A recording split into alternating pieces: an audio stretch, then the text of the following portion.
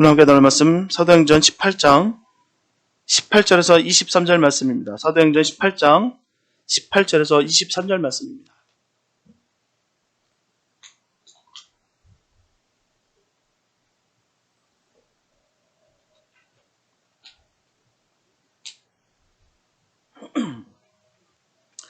사도행전 18장 18절에서 23절 말씀입니다. 주님의 귀한 말씀 봉독해 올립니다. 바울은 더 여러 날 유하다가 형제들을 작별하고 배 타고 수리아로 떠나갈새 브리스길라와 아굴라도 함께 하더라. 바울의 일찍 서원이 있으므로 겐그레아에서 머리를 깎아더라. 에베소에 와서 저희를 거기 머물러 두고 자기는 회당에 들어가서 유대인들과 변론하니 여러 사람이 더 오래 있기를 청하되 허락지 아니하고 작발하여 가로되 만일 하나님의 뜻이면 너에게 돌아오리라 하고 배를 타고 에베소를 떠나 가이사랴에서 상륙하여 올라가 교회 안부를 물은 후에 안디옥으로 내려갔습니다. 얼마 있다가 떠나 갈라디아와 부르기아 땅을 차례로 다니며 모든 제자를 굳게 하느니라. 아멘. 우리가 신앙 생활을 하면서 많이 듣게 되는 말 중에 보면 헌신이라는 말이 있어요. 헌신. 헌신이라는 것은 나 자신을 온전히 하나님께 드리는 것을 말합니다. 그게 헌신이에요. 하나님께서 우리에게 예수 그리스도를 주시고 자녀 삼아 주셨으니 그 은혜에 감격함으로 말미암아 이제까지의 자기 중심의 삶의 태도와 방법에서 모든 것을 이제는 하나님 중심의 방향으로 전환하여서 하나님께 자신의 인격 전체와 생애를 드리는 것을 바로 헌신이다라고 말합니다. 그러므로 진정한 헌신은 내가 가진 마음, 시간, 재능, 몸, 물질 등의 온갖 귀한 것을 다 드리며 더 드리며 하나님 뜻대로 살아가는 것입니다. 또한 내 뜻대로 일함으로써 내 만족을 맛보는 것이 아니라 내 뜻과는 전혀 상관없어도 하나님의 일이 이루어지는 것을 기뻐하는 일이 바로 올바른 헌신입니다. 이처럼 주님께 헌신하기 위해서는 우리는 먼저 바른 신앙에 대해서 반드시 깨달아야 됩니다. 바른 신앙. 그렇다면 어떤 것이 바른 신앙일까요? 바른 신앙은 바로 자기를 아는 것에서 시작하고 하나님을 아는 것으로 완성되는 것입니다. 이게 바른 신앙이에요. 첫째, 자기를 안다는 것은 뭘까요? 자신이 죄인이라는 것을 아는 것입니다. 이게 아는 거예요. 그것도 보통 죄인이 아니라 도저히 용서받을 수 없는 죄인, 반드시 죽을 수밖에 없는 죄인, 용서받기 위해서는 하나님의 아들이 그 거룩한 신 그분이 그 죄를 다 감당해 주셔서 그래서 내 대신 죽으셔야만 용서받을 수 있는 그 큰 죄인인 것을 아는 것이 아는 거예요. 그냥 아는 것 아닙니다. 나 같은 죄인인 것을 아는 것이 아는 거예요. 수많은 사람들을 잘 모릅니다. 안다고 하면서도 불구하고 나 정도 되니까라고 여길 때가 얼마나 많은지 몰라요. 내 안에 바리새인적인 그런 병듦이 얼마나 많은지 모릅니다. 늘 비교하고 늘 다른 사람과 다르다 여기면서 지적하고 치적을 드러내는 모습들이 내 마음 가운데 얼마나 많이 드러난지 몰라요. 그건 결코 나를 아는 게 아닙니다. 나를 안다는 것은 큰 죄인인 것을 아는 거예요. 보통 죄도 아닌 큰 죄인. 예수 그리스도께서 우리를 대신해 죽으셔야만 우리가 살 수 있는 그 죄인. 저분들은 자신을 그렇게 인정하고 고백하게 되시기를 축복합니다. 나 같은 죄인을 살려주신 것에 감사가 있기를 되시기를 바랍니다. 둘째, 신앙은 하나님을 아는 것으로 완성되는 거예요. 하나님은 내가 그렇게 큰 죄인임에도 불구하고 나를 너무 사랑하신다는 것을 아는 것. 이게 아는 거예요. 그래서 나를 위해 당신의 독생자 외아들을 보내주셨다는 것을 아는 것. 그분이 하나님의 독생자가 나를 위해 십자가에 달리셨음을 아는 것. 이게 바로 아는 것입니다. 그 사랑을 알고 그 공로를 알고 그 측량할 수 없는 그 놀라운 그 은혜를 아는 것. 이게 아는 것이에요. 우리가 하나님을 아는 것은 이것을 알 때 우리가 하나님을 안다라고 말하는 것입니다. 내가 죄인인 것도 모르고 하나님이 나를 위해서 어떻게 희생하셨고 그 공로가 얼마나 큰지도 모르는 것은 결코 아는 것이 아니에요. 그 측량할 수 없는, 그 헤아릴 수 없는, 그 감당치 못할 그 어마어마한 그 사랑을 아는 것. 그래서 너무너무 감사하고, 그래서 너무너무 죄송하고, 그래서 죽도록 충성할 수밖에 없는 거예요. 그게 바른 신앙입니다. 그게 바른 신앙이에요. 자기를 아는 것으로 시작해서 하나님을 아는 것으로 완성되는 것입니다. 그래서 주님의 영광만을 드러내기를 간절히 사모하는 중심이, 그 열심이 바로 헌신의 본질입니다. 분명한 것은 헌신하는 즐거움을 맛보며 하는 신앙생활은 억지로 남들 눈치 보며 하는 신앙생활과 완전히 열매가 다릅니다. 즐거이 헌신하면 집중력이 강해집니다. 주님께 초점을 맞추게 되어 있어요. 주님께 초점을 맞추므로 말미암아 세상이 그 무엇도 하나님보다 귀한 것을 여기지 않게 된다는 사실입니다. 그래서 즐거울 수 있는 거예요. 주님을 집중하면 집중할수록 더 감사와 은혜가, 평강과 평안이 넘치게 되는 것입니다. 그게 우리에게 있어야 될 줄 믿습니다. 그러다 보니 의도치 않게 사람들에게 상처와 피해를 주는 실수가 줄어든다는 거예요. 왜요? 주님께 초점을 맞추기 때문입니다. 시편 51편 12절에서 다윗은 분명히 고백합니다. 주의 구원의 즐거움을 내게 회복시키시고 자원하는 심령을 주사 나를 붙드소서. 그런 믿음의 고백이 있게 되시길 축복합니다. 이게 진정한 믿음의 사람들의 고백이에요. 주의 구원의 즐거움을 내게 회복시키시고요, 자원하는 심령을 주셔서 나를 꽉 붙들어 주세요. 이게 진정한 바른 신앙의 삶의 모습일 줄 믿습니다. 이처럼 구원의 즐거움을 회복함으로 즐거이 헌신할 수가 있는 거예요. 자원하는 마음을 가지고 사도 바울처럼 지치지 않는 하나님의 일꾼이 되어야 될 줄 믿습니다.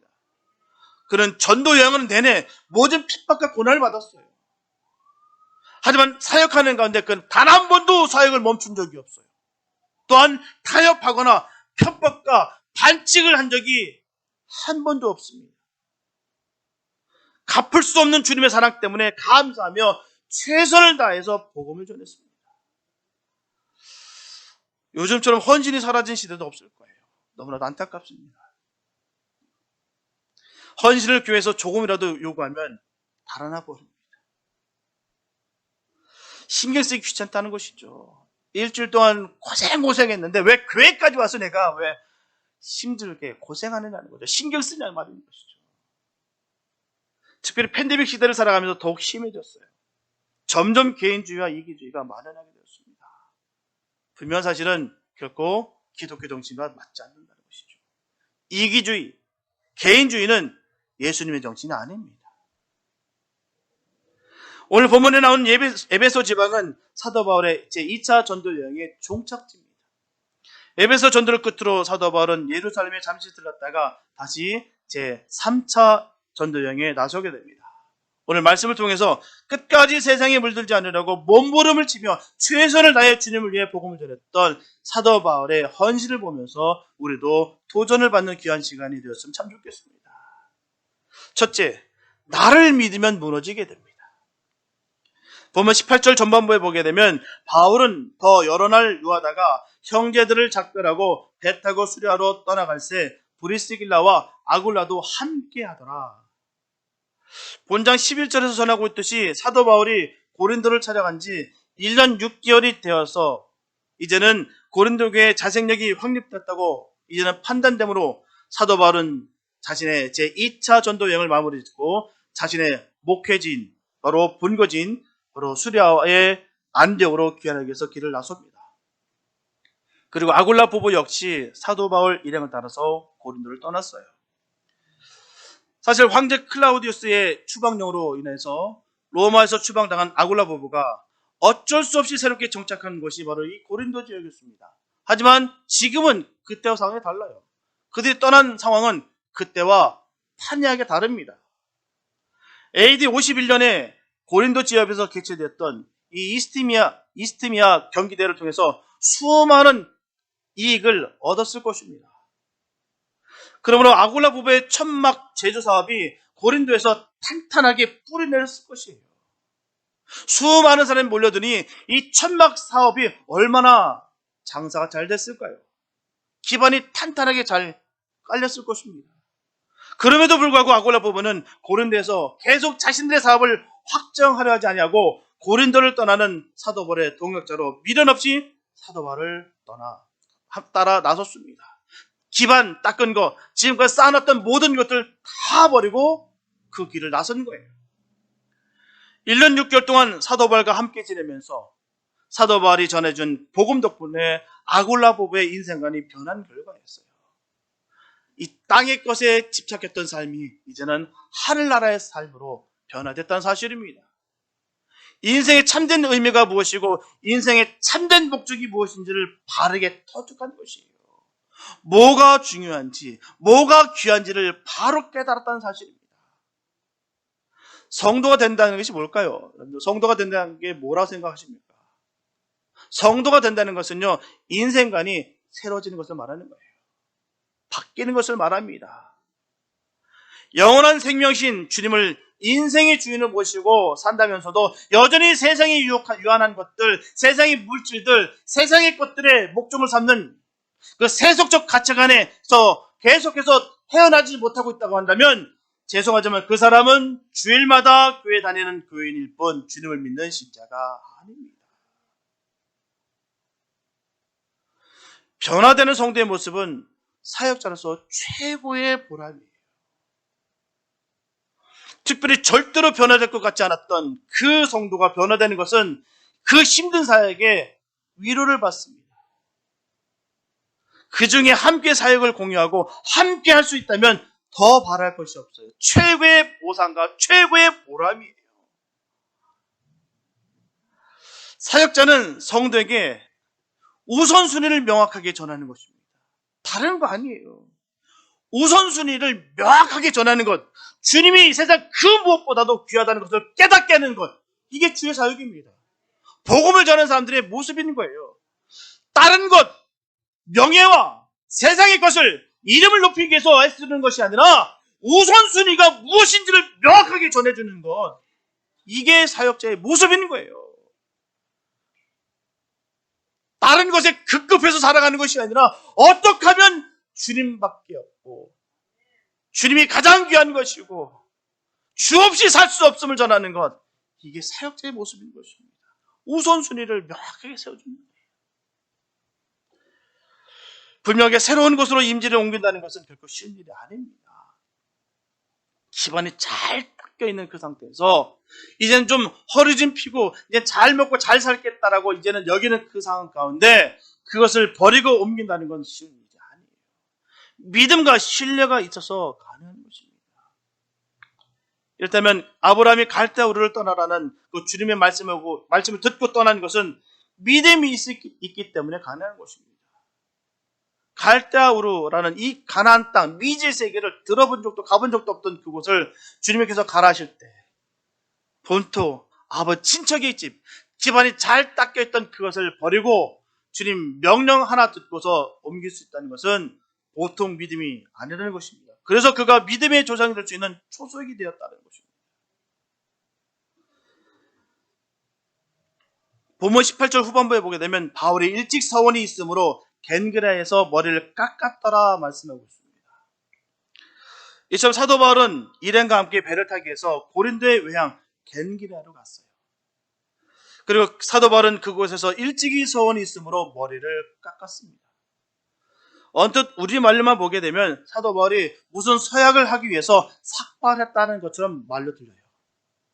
무슨 각오가 있기 때문에 지금 겐그리에서 내가 머리를 깎는구나, 사도 바울이 무슨 특별한 각오가 있구나 라고 보이게 됩니다. 우리나라는 무슨 서약을 하거나 결심을 진행할 때 삭발을 단행하는 관습이 있어요. 참 많이 보게 됩니다. 삭발식. 그 뜻이 뭡니까? 사생결단이에요. 내가 이 뜻이 관철되지 않으면 내가 죽음을 각오하리라고 머리를 깎는 것입니다. 그래서 머리를 깎는 것은요, 대단한 것입니다. 아, 이 사람이 진짜 끝장을 보려 하는구나. 그러나 유대인들은 그 반대입니다. 사도 바울에게 일찍이 서원이 있었다라는 것은 사도 바울이 고린도에서 나시린의 서약을 했다는 거예요. 히브리 동사 나지린은 구별하다는 의미로서 나시린의 서약은 남자든 여자든 상관없이 일정 기간 동안 자기 자신을 하나님께 구별하여 드리는 서약을 말하는 것입니다. 이게 나시린 서약이에요. 구약성경 민수기 6장에는 나시린의 서약을 한 사람들이 지켜야 할 그 준수사항들이 잘 기록되어 있습니다. 분명히 나시린은 자신의 몸을 하나님께 구별해 드린 특별한 사람들이에요. 물론 하나님의 모든 백성은 이미 하나님의 소유입니다. 하지만 자원하는 마음으로 드리는 서원을 통해서 나시린이 될 수 있었고요. 자신을 구별해 하나님께 드림으로 인하여 자신이 하나님의 소유됐음을 공동체 앞에 고백할 수가 있었습니다. 이게 나시린 서약이에요. 우리는 성경을 통해 거룩하면은 죄가 없음이라는 의미뿐만 아니라 구별됨이라는 의미도 있음을 우리가 발견할 수가 있어요. 그래서 나시린의 거룩함은 하나님의 구별하심으로 이루어졌지만 그는 자신의 거룩함을 지키기 위해서 반드시 규정을 지켜야 됩니다. 첫째, 포도나무의 산문을 금하라는 거예요. 나시린의 서원을 한 사람은 서원 기간 동안에 포도주와 독주를 철저히 금했습니다. 둘째, 머리카락에 손을 대지 말라는 거예요. 머리는 하나님의 주권을 상징하는 것입니다. 나시린은 머리카락을 길게 자라게 놔두어서 자신이 하나님께만 속한 존재임을 다른 사람들에게 그대로 전했습니다. 셋째, 시체를 가까이 하지 말라는 거예요. 나시린은 부모, 형제, 자매가 죽은 때라도 시체를 가까이 할 수가 없습니다. 나시린은 생명이신 하나님께만 헌신된 사람이었기 때문에 어떤 시체일지라도 만져서도 또한 가까이 해서도 안 되는 사람, 심지어 가족의 죽음 앞에서도 하나님 앞에서 거룩함을 드러내야만 하는 사람들이었습니다. 이게 나시린들의 모습이에요. 우리의 거룩함 역시 우리의 온전함과 선함이 아니에요. 하나님의 주권적인 구별하심에서 비롯되는 것입니다. 신념으로 드러나는 것이 아니라 주님께서 주시는 그 믿음과 은혜로 말미암아 그 거룩의 모습이 드러나야 되는 것입니다. 경건의 모습이 아니라 경건의 능력이 나타나야 된다는 것이죠. 하나님은 우리 안에 거처를 정하시고 거하시기 때문에 우리는 성도라 불릴 수 있는 것입니다. 주님이 내 안에 계시기 때문에 성도인 거예요. 주님이 내 안에 계시기 때문에 우리가 걸어다니는 성전이 되는 것입니다. 우리가 살아야 되는 거룩한 삶은 성도가 되기 위한 조건이 아닙니다. 바로 성도가 된 후에 추구에 마땅한 삶이라는 것이죠. 이것이 복음이요 은혜입니다. 이렇게 사도 바울이 고린도에 들어오면서 나시린의 서원을 할 수밖에 없었던 이유가 명확합니다. 고린도란 지역이 어떻습니까? 워낙에가 악명 높은 곳이에요. 음란의 도시입니다. 오죽하면 이 고린도 여자라고 하면 이 몸을 파는 여자야 이런 욕이랑 똑같습니다. 그 정도로 이 고린도는 악명이 높은 곳이에요. 이 음란한 도성이라 물들지 않고 경건하게 지내려고 나시린의 서원을 하는 것입니다. 머리를 길게 길러가면서 나는 반드시 주님의 뜻을 지키리라. 사도바울은 그렇게 서약한 것입니다. 그러다 이제 고린도를 떠나게 되니까 서원을 끝내고 머리를 깎았던 것입니다. 여러분들 세상에서 가장 믿을 수 없는 사람이 누구라 생각하십니까?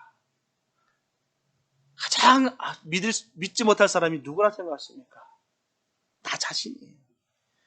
내 자신이 가장 믿을 수 없는 사람입니다. 나를 가장 많이 배신한 사람, 나를 가장 많이 실망시킨 사람은 바로 자기 자신입니다. 남이 아니에요. 그러니 성도는 자신을 믿으면 안 됩니다. 나를 믿으면 안 돼요. 나는 괜찮아. 그러면서 악인들의 꾀를 따르고 죄인들의 길에 서고 오만한 자들의 자리에 앉으면 안 된다는 것이죠. 난 그래도 절대로 안 바뀔 자신 있어. 오히려 나는 안 된다. 나는 그런 짓을 하면 안 된다. 나는 나를 믿을 수 없다라고 스스로 삼가야 되는 것입니다. 스스로 삼가해야 된다는 것이죠. 성경에서 삼간다는 말은 사마르라는 말을 쓰는데요. 사마르의 원뜻은 가시로 울타리를 만든다라는 뜻입니다. 가시로 울타리를 만든다. 그러니 삼간다는 말은 자신의 양옆에 가시로 울타리를 세우는 거예요. 그래서 좌로나 우로나 치우치 않게 스스로를 지키는 것입니다. 그게 삼가면서 사는 거예요. 나는 괜찮다. 나는 틀림없다. 그러니까 나는 그래도 된다라는 그 생각 자신하지 않는 것입니다. 세상 사람들 다 넘어져도 나는 안 넘어져. 왜? 내가 받은 게 있는데, 내가 은혜가 있었는데, 내가 체험한 게 얼마나인데, 내가 성경적인 지식이 얼마나 많은데, 난 절대로 바뀌지 않아도 아닙니다. 대사도였던 베드로도 그러겠어요. 주님, 내가 죽는 가운데서도 내가 주님 배신하지 않습니다. 그랬더니 그가 배신했어요. 자신하지 않는 거예요. 오히려 스스로 가시 울타리를 만들고 나는 이걸 넘어갈 수 없다. 내가 이걸 넘어서는 순간 나는 죽는다. 하나님 앞에서 약속하는 것입니다. 하나님, 나 여길 넘으면 나 죽습니다. 하나님, 날 지켜주세요. 난 연약합니다. 내가 어찌 할 수가 있겠습니까? 난 못합니다. 하나님, 나를 들어 사용해 주세요. 고린도전서 9장 27절에 보면 내가 내 몸을 저 복종하게 함은 내가 남에게 전파한 후에 자기가 도리어 버림이 될까 두려워합니다. 사도 바울의 처절한 고백입니다. 내가 내 몸을 저 복종하게 하는 것은요, 내가 남에게 다 전파하고 복음을 선포하고 많은 영혼을 구원했는데요, 내가 도리어 버림을 받을까 정말 두렵습니다. 하나님, 나를 거두어 주시옵소서. 간절한 기도라는 것이죠. 대사도였던 사도 바울도 이렇게 부들부들 떨었다는 거예요. 내가 자칫 잘못하면 구원에서 탈락될 수 있으니 하나님, 나를 구원해 주세요. 끝까지 잡아주세요. 내가 지금 몸을 치는 것은 바로 여기 있는 것입니다. 나를 삼가게 해주세요. 이게 우리의 믿음의 고백이 되시기를 축복합니다. 나는 괜찮아. 난 절대로 바뀌지 않아. 왜? 나는 세상 무엇으로도 꿀리지 않고, 나는 많은 것을 경험했고, 다른 사람들 못했던 건 나는 생명 걸고 다 했기 때문에 나는 괜찮아. 아니요. 더 넘어지기 쉽습니다. 내 안에 바리새인이 살기 때문이죠. 예수가 살아야 되는데 내 안에 바리새인이 산다는 것이죠. 그러니 지적하고, 그러니 허물을 들춰내고 평가하고, 그러다 보니 넘어지고 쓰러진다는 사실입니다. 부들부들 떨며 버림이 될까 두려워한다라고 사도 바울은 고백했어요. 이처럼 사도 바울은 자칫 매너리즘에 빠지기 쉬운 것을 하나님께 선언을 함으로써 새로운 힘을 얻어서 그의 전도사역을 충실히 수행했던 것입니다. 두렵고 떨림으로 그가 구원을 이룬 거예요. 우리도 마찬가지입니다. 구원을 이룬다고 분명히 성경은 전했어요. 구원을 이뤘다라고 전한 거 없습니다. 현재 진행형이에요. 과거 완료형입니다. 구원을 이룬다. 그래서 사도 바울은 나시린의 서역을 한 거예요. 1년 6개월 동안 고린도에 머무는 동안 술 한 모금도 입에 대지 않았을 것입니다. 나시린의 서원을 했으니 아무리 포도주가 음료수처럼 여겨지는 시대에서도 결코 마시지 않았을 것입니다. 무려 1년 6개월 동안 하루 세끼 식사 시간에 빵을 맹물로만 먹은 거예요. 그렇게 자신을 지킨 것입니다. 그렇게 고린도에서 견뎌낸 것입니다. 그리고 이제 고린도를 벗어나게 되자 비로소 서원을 끝내고 머리를 깎은 것입니다. 저 여러분들도 성도로서 자신의 삶 속에서 금해할 것, 아직 끌어내지 못한 것을 과감하게 잘 도려내시고 성도로서 행해야 될 것은 반드시 행하는 사도 바울과 같은 삶을 사시기를 예수님의 이름으로 축복합니다. 둘째, 언제나 마지막처럼 사역해야 됩니다. 보면 19절에 보면 에베소에 와서 저희를 거기에 머물러 두고 자기는 회당에 들어가서 유대인들과 변론하니라고 말씀하고 있어요. 겐그라에서 수리아의 안디옥까지는 1,000km가 넘습니다. 아주 먼 거리예요. 옛날에는 그처럼 먼 거리는 직항하는 배가 없습니다. 한반에 가는 그런 배가 없어요. 그 정도의 거리를 가려면 여러 도시에 정박하면서 여러 번 배를 갈아타야 됐습니다. 사도 바울 일행이 겐그레에서 출항하는 배 가운데 가장 먼저 승선할 수 있었던 배는 에베소로 향하는 배였어요.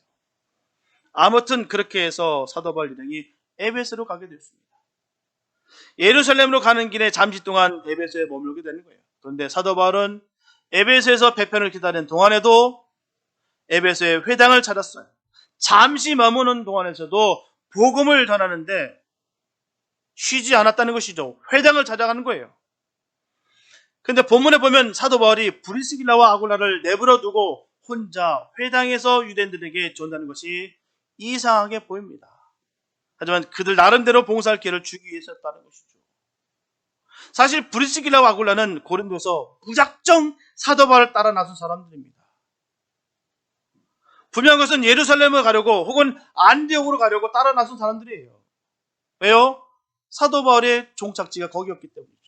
그래서 함께 하기 위해서 함께 길을 나선 사람들입니다. 그들이 그렇게 한 이유는 오직 사도 바울 때문이었어요.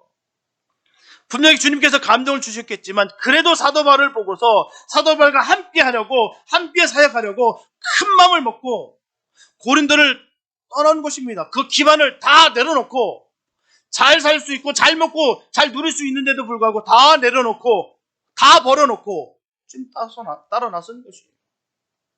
그런데 사도 바울은 그런 사람들에게 에베소에 남아달라고 부탁하는 것입니다. 자기 대신 남아서 에베소의 복음을 전해달라고 부탁하는 거예요. 브리스길라와 아굴라 입장에서는 어땠을까요? 참으로 당황스럽고 좀 섭섭한 부탁일 겁니다. 따라난 이유가 있는데 갑자기 여기서 머무르라 하니 얼마나 당황스러웠을까요? 그러나 그들은 기꺼이 순종했습니다. 그런데도 불구하고 순종했어요. 그러니까 그들은 사도 바울이 함께 가자면 함께 가고 남아달라면 남는 사람이 있다라는 것입니다. 실제로 사도 바울이 로마서 16장 3절에서 그들을 그리스도 예수 안에서 나의 동역자들이라고 말할 정도로 그들은 사도 바울을 도와 열심히 봉사했습니다. 이처럼 사역이라는 것은 언제나 일정하지 않아요. 똑같은 패턴이 되지 않습니다. 똑같으면 얼마나 좋을까요? 특별히 선교지 같은 경우에는 수많은 변수가 있습니다. 갈피를 못 잡아요. 어느 순간에는 확 일어섰다가 어느 순간 푹 꺼졌다가 또 수많은 일도 인해서 많은 일들이 벌어지는 것이 바로 이 사역의 현장입니다. 너무 기가 막힐 정도로 의도치 않게 생각지 못했던 일들을 통해서 변화무쌍하는 것이 바로 이 사역지입니다. 그래서 때로는 자신의 계획과 뜻과는 전혀 다른 방향으로 할 때가 얼마나 많은지 몰라요. 이렇게 사역자는 주님께서 명령하신 대로 적재적소에 배치돼서 주님의 뜻과 사랑을 전하는 거예요. 적재적소에 배치되는 것입니다. 오늘도 본문에서 사도 바울은 변함없이 회당에 들어가서 유대인들과 변론했어요.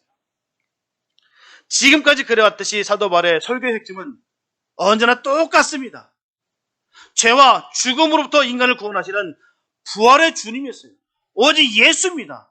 복음은 예수예요. 자신이 넋두리도 아니고 사역의 자랑도 아니고 성취도 아니고요. 오직 예수입니다.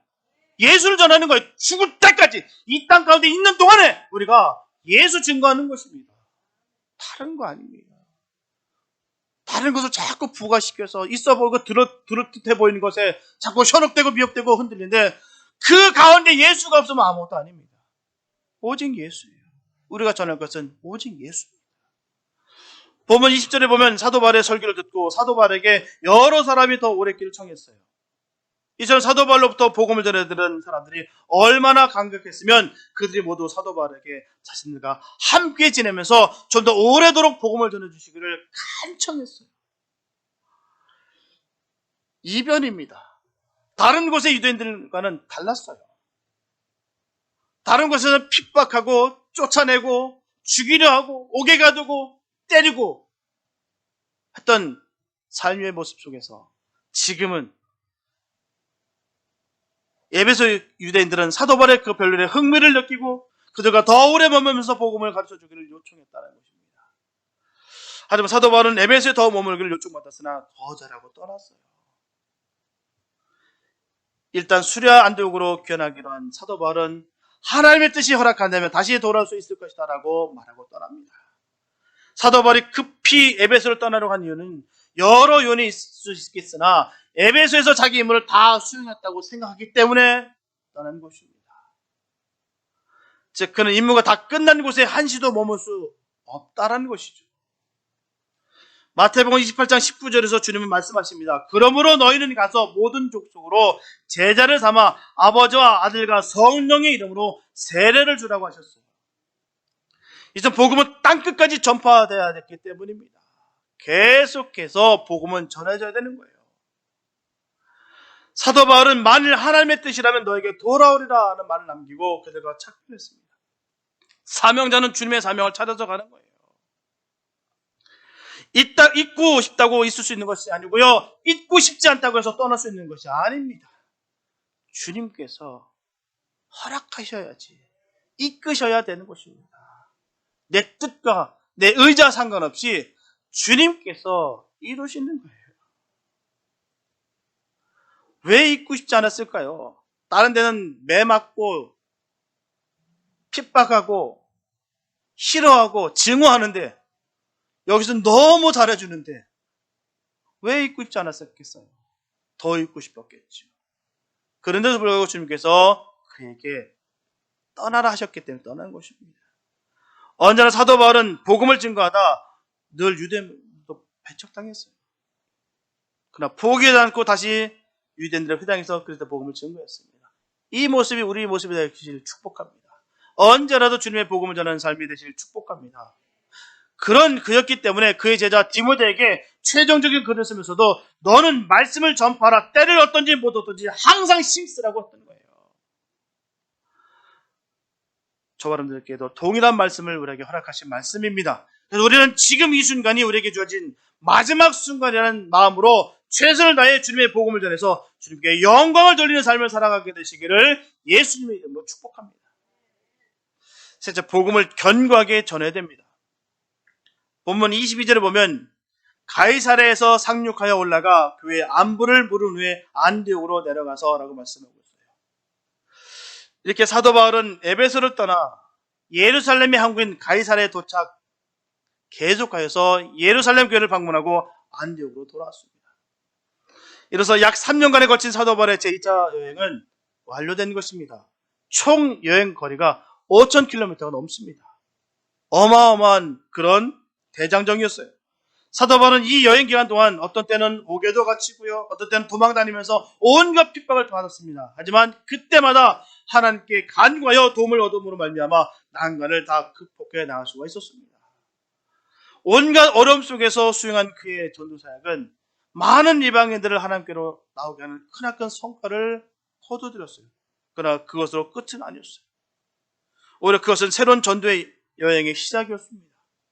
본문 23절에 보면 얼마 있다가 떠나 갈라디아와 부르기아 땅을 차례로 다니며 모든 제자를 굳게 하니라.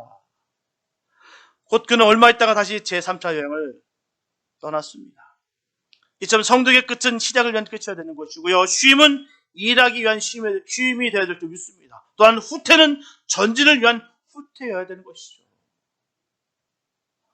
이렇게 사도 바울의 3차 전도 여행은 그가 복음의 씨앗을 뿌린 여러 지역을 재병문화해서 제자들을 공고히 하기 위한 것이었습니다. 사도 바울은 여러 지방에 복음의 씨앗을 뿌린 자로서 그 씨앗이 잘 자라는가를 확인해야만 했습니다. 그래서 사도 바울은 로마서 15장 1절에서 분명히 전하기를 우리가 강한 자가 마땅히 연약한 자의 약점을 담당하고 자기를 기쁘게 하지 아니할 것이다. 이와 같이 복음을 먼저 듣고 믿은 믿음의 사람들은 분명하게 의무가 있다는 거예요. 아직 복음을 듣지 못한 사람이나 아니면 주님을 영접한 지 얼마 안 된 그 초신자들에게 구원받은 그 감격과 감동으로 주님의 갚을 수 없는 이 놀라운 사랑을 계속해서 전해야 된다는 것입니다. 그것도 삶의 모습을 통해서 말이에요. 그냥 전하는 것이 아닙니다. 삶을 통해서 전하는 거예요. 많은 사람들이 시험에 드는 이유가 뭘까요? 분명히 예수님 때문에 아닙니다. 믿는 사람들의 허물로 인해서 시험에 드는 경우가 많다는 것이죠. 대부분 든 시험은 거기 있습니다. 예수님이 싫어서 아니에요. 예수님 때문에 아닙니다. 바로 믿는 사람들의 허물로 인해서 그렇다는 것이죠. 반드시 믿음의 선배들은요, 그리스도의 향기와 편지가 되어야 되는 것입니다. 분명히 구원받은 것으로 영혼을 돌보는 의무를 가졌다라는 사실입니다. 믿음의 모습에서 그 선함이 드러나야 되고요. 예수님의 모습이 드러나야 되는 것입니다.